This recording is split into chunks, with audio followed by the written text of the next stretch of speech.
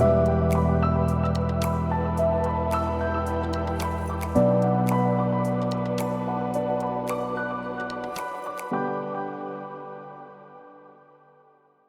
Namaskar viewers. Good morning to all of you. I am Sanjeev Pandya welcoming you to another episode of the Astro Gyan Show.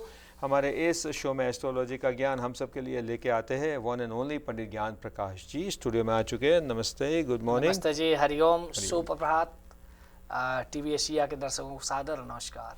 जी बिल्कुल पंडित जी, आज सोमवार का दिन है, तीनों नए हफ्ते की शुरुआत आज से हो रही है और अभी तक जो शो में एस्ट्रोलॉजी की काफ़ी सारी बातें आप हम सबको बताते आए हैं और सबसे पहले सीरीज़ जो हमने शुरू करी थी वो ग्रह को लेके, प्लैनेट्स को लेके शुरू करी थी और सबसे पहला हमने लिया था सूर्य एंड देन उसके बाद चंद्र के बाद आई थिंक हमने लिया था मंगल एंड देन फिर बुध, गुरु और अब हम आते हैं शुक्र पे।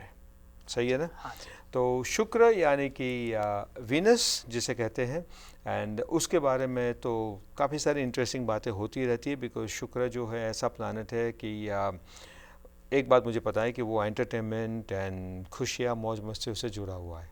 सही है? हाँ जी, बिल्कुल। चलिए ठीक है, तो शुरुआत करने से पहले आप शुक्र या वीनस के बारे में कुछ कहना चाहोगे? हाँ जी।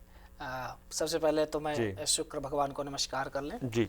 ओम हिम कुन्मिड़ालाभम दैत्यानां परम गुरुम सर्वशास्त्र प्रवक्तारम भार्गवम प्रणमाम्यहम। ओम सुन शुक्राय नमः। शुक्र जो है जी हमारे सौर मंडल का बहुत ही चमकीला तारा है, बहुत ही प्रभावशाली ग्रह हैं और अगर हम सूर्य से देखें तो सूर्य के सबसे करीबी जो है बुध हैं, बुध के बाद शुक्र आते हैं। अच्छा। आप खुली आंखों से प्रातः काल में जब सूर्योदय हो रहा हो तो आप उनको देख सकते हैं, बहुत चमकते हुए नजर आते हैं। जी।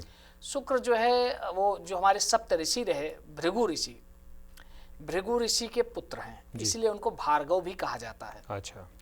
तो और शुक्र का जो संबंध है हमारे जीवन से वो है हमारे दाम्पत्य जीवन से, मनोरंजन से, भोग विलास से।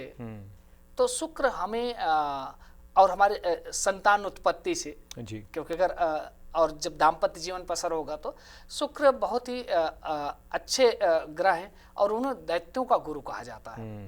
जैसे अभी हमने पिछले एपिसोड में चर्चा की कि जो देवताओं के गुरु हैं वो बृहस्पति हैं और जो शुक्र हैं वो असुरों के गुरु है। इसका मतलब जो हमारे सौर मंडल है जी, उसमें जो नेगेटिव पार्टिकल्स हैं उसका जो नेतृत्व करते हैं वो है शुक्र।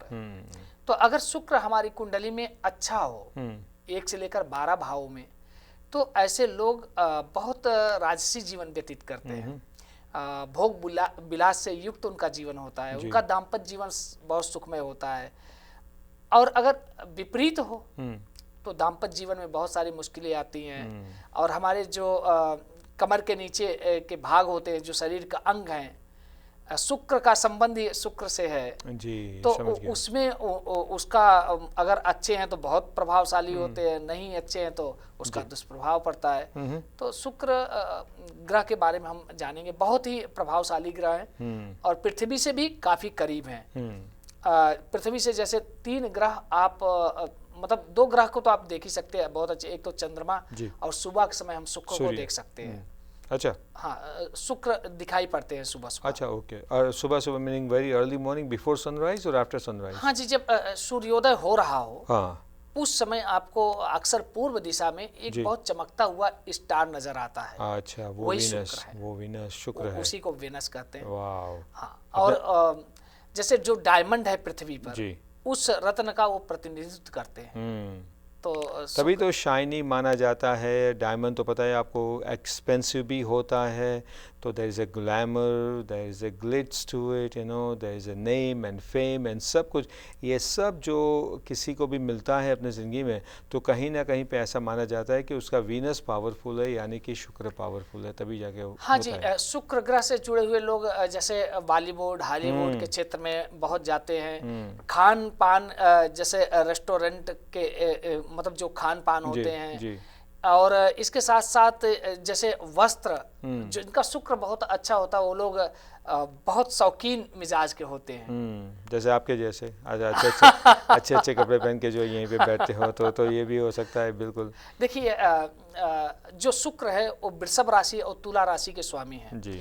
2 राशि को स्वामी हैं, और हमारे दाम्पत्य जीवन पर उनका असर पड़ता है। तो बहुत ही अच्छे ग्रह माने गए। लेकिन कोई भी ग्रह अपनी डिग्री के अनुसार किस हाउस में है, उनकी दृष्टि कैसे पड़ रही है, किस भाव में है, तो उन सब का अध्ययन करने के बाद हम ये चर्चा करते हैं भाई शुक्र कैसे हैं। तो भृगु ऋषि के पुत्र हैं, आप जानते हो भृगु ऋषि को जी। भृगु एक बार जब ये चर्चा की गई कि चलो भाई ब्रह्मा विष्णु महेश हैं, ईश्वर तो एक ही है जी। लेकिन इसमें से सबसे श्रेष्ठ किसे हम माना जाए जी। तो उसका निर्णय भृगु ऋषि ने ही किया था, जो शुक्राचार्य जी के पिता हैं। तो वो यहाँ तक जब कैलाश गए, पहले तो ब्रह्मा जी के पास गए, ब्रह्मा जी से फिर भगवान शिव के पास गए, फिर विष्णु भगवान के पास गए। तो वो ब्रह्मा जी और शिव जी तो एक्टिव थे, लेकिन भगवान तो सो रहे थे। तो क्रोध में आकर उन्होंने भगवान विष्णु के वक्षस्थल पर प्रहार किया। तो जब वक्षस्थल पे उनका प्रहार हुआ तो भगवान निश्चय जाग गए और उन्होंने भृगु ऋषि के पांव पकड़ लिए। बोले ऋषिवर, आपके पैरों में चोट तो नहीं लगी? क्योंकि मेरा जो वक्षस्थल है वो वज्र के समान है। और यही आप जानते, उसी से उन्होंने निर्णय किया कि भगवान जो विष्णु हैं वो बहुत ही सौम्य है, और उन्होंने अपने परीक्षा के दौरान एक घोषणा की कि भगवान विष्णु को उन्होंने सर्वश्रेष्ठ माना जी। लेकिन उसी समय उनको महालक्ष्मी का श्राप भी प्राप्त हुआ था भृगु ऋषि को। उन्होंने कहा कि तुम ब्राह्मण होकर के तूने भगवान विष्णु के वक्षस्थल पे प्रहार किया है, तो आज से मैं तुम्हारा त्याग कर दे रही हूँ। आज से ब्राह्मण कभी धनवान नहीं होगा। इसीलिए आपने संजीव जी देखा होगा कि हमारे पुराणों में, कथाओं में, तमाम जगह आप पढ़ते हैं दरिद्र ब्राह्मण। बिल्कुल।